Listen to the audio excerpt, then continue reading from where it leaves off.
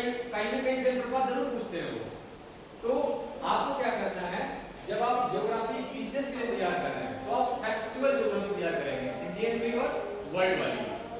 उसमें आपको बता दिया मैंने, फसलें, पैदावार, क्या रिकॉर्ड कर रहे हो क्या?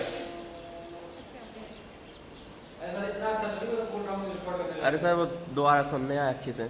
तो फैक्चुअल में मैं बता रहा हूँ कि आप जो नदियाँ, पर्वत, पहाड़, फसलें, पैदावार, खनिज, आपको समझ में आ रहा है?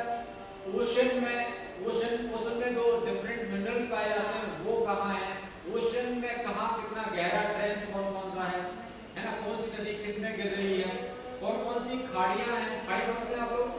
बे ऑफ बंगाल है ना, डिफरेंट अरेबियन सी, जैसे कि कितनी सीमा बनाती है। बिल्कुल, कैस्पियन के आसपास कौन सी कंट्री है।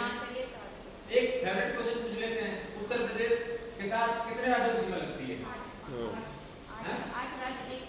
8+1 टोटल 9।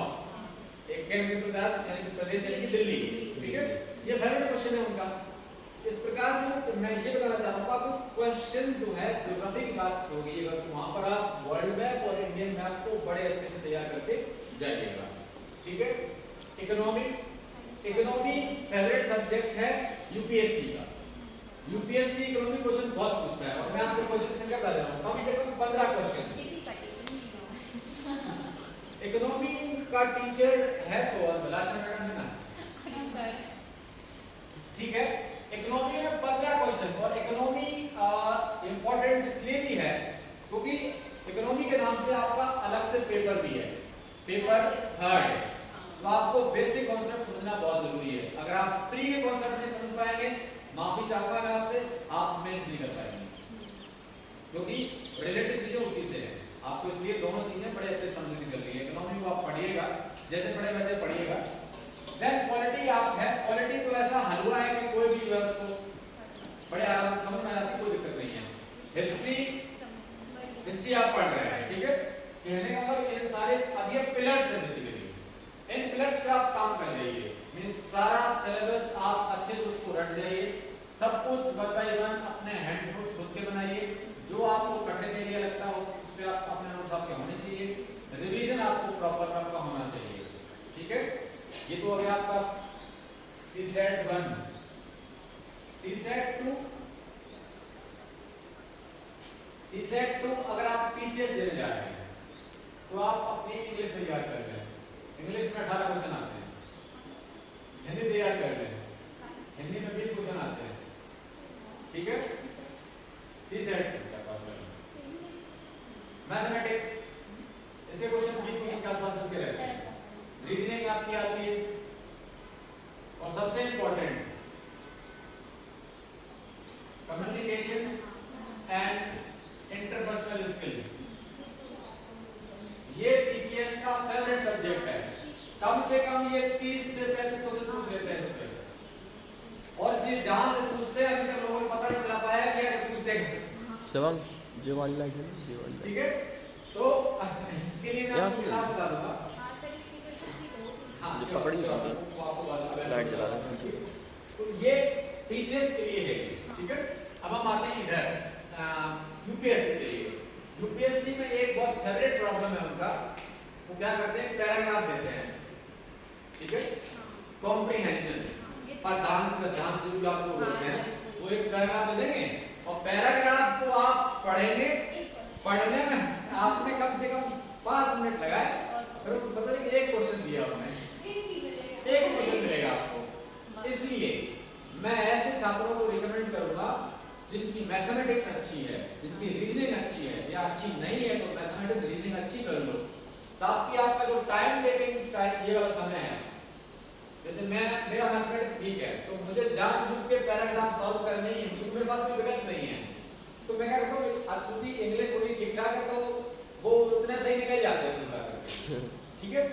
तो पैराग्राफ में क्या करते हो, पैराग्राफ में वो दे देंगे, फिर उसके बाद क्वेश्चन पूछेंगे, उसमें से एक क्वेश्चन रहेगा, 2 क्वेश्चन रहेंगे, तो इसको आप कैसे ना करें अगर आप बहुत अच्छे नहीं हैं इसमें। तो दूसरी बात ये क्वेश्चन के जो विकल्प होते हैं, विकल्प बहुत सिमिलर होते हैं, और आप डिसाइड नहीं कर पाओगे इसमें विकल्प ये वाला सही है कि ये वाला सही है, फिर आप लगा लगाएंगे तुक्का, और तुक्के में क्या होगा, आपने अगर 10 क्वेश्चन करे हैं तो तो 5 पक्का गलत करने हैं। एक बात नेगेटिव मार्किंग है, तो नेगेटिव मार्किंग आप सोचेंगे कि हम पूरे 80 क्वेश्चन ना सॉल्व करें। मैं यूपीएससी बात कर रहा हूँ, यूपीएससी में 80 क्वेश्चन आते हैं, यूपीपीसीएस में 100 क्वेश्चन आते हैं। तो आप सोचेंगे कि यार मैं नेगेटिव मार्किंग में जाऊँ तो मैं क्या करूँगा, 50 क्वेश्चन से ज़्यादा हिम्मत नहीं पड़ रही है। लेकिन अगर आपने 50 क्वेश्चन पैराग्राफ को सॉल्व कर रखा है तो आपका फेल होना पक्का है। ठीक है, इसलिए मैं आपको रिकमेंड करूंगा कि आप मैथमेटिक्स पे जोर दें। हिंदी नहीं आती है, यूपीएससी में हिंदी नहीं आती है, इंग्लिश भी नहीं आती है, पहले आती थी, अब शायद नहीं आती है। ठीक है, वो विवाद बन गया था उसके, इसलिए अब नहीं आती है। आपको क्या आता है, पैराग्राफ आता है, और शायद इंग्लिश आती है कि नहीं आती है। पिछले साल से मैं क्योंकि मैं आप दे नहीं रहा हूँ ना, तो I am not very much sure. काम करें, रीजनिंग पे काम करें, कम्युनिकेशन एंड इंटरपर्सनल स्किल। अगर आपका मैथ और रीजनिंग कमजोर है तो पीसीएस में आप इसमें काम कर लेना। अगर मैथ रीजनिंग अच्छा है तो आप पीसीएस के लिए इंग्लिश पढ़ लो, हिंदी पढ़ लो, मैथ पढ़ लो, रीजनिंग पढ़ लो, इतने में आपके 50% ज्यादा सही बनेंगे।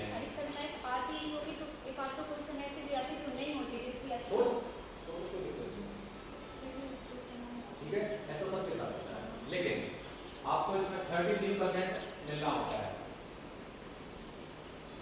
इतना आपका आ जाए क्वालिफाई का आप पास हो जाएंगे। लेकिन आपके श्योर एरिया 1/3 नहीं 1/4 है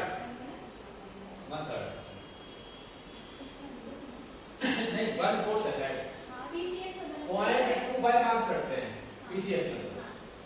ठीक है, तो अब मैंने क्या बोला आपको, अगर आपका मैथ रीजनिंग अच्छा नहीं है तो आप इसको कवर करो, इसको कवर करो और इसको कवर करो। तो मेरा अपना खैर बता रहा हूँ, मैं हिंदी करता हूँ, इंग्लिश करता हूँ। इंग्लिश में क्वेश्चन गलत जाना नहीं है, हिंदी में एक आध चला जाएगा, ज्यादातर देखा 18 में सही हो जाते हैं। मैं इधर आ जाता हूँ क्योंकि मेरे पास पब्लिक एडमिनिस्ट्रेशन है, यानी कि लोक प्रशासन। लोक प्रशासन में ये सब पढ़ाया जाता है, तो मैं सुपर वाले को मेरे आराम से मैं कहता हूँ कि कई बार मेरे जो मार्क्स आते हैं वो प्री के सीसेट 1 से ज्यादा निकल जाते हैं। सीसेट 2 में मेरे हर प्री में मार्क्स 132 132 ऐसे आते हैं।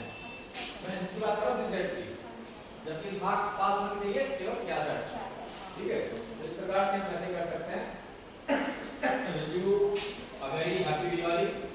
You all celebrate and enjoy.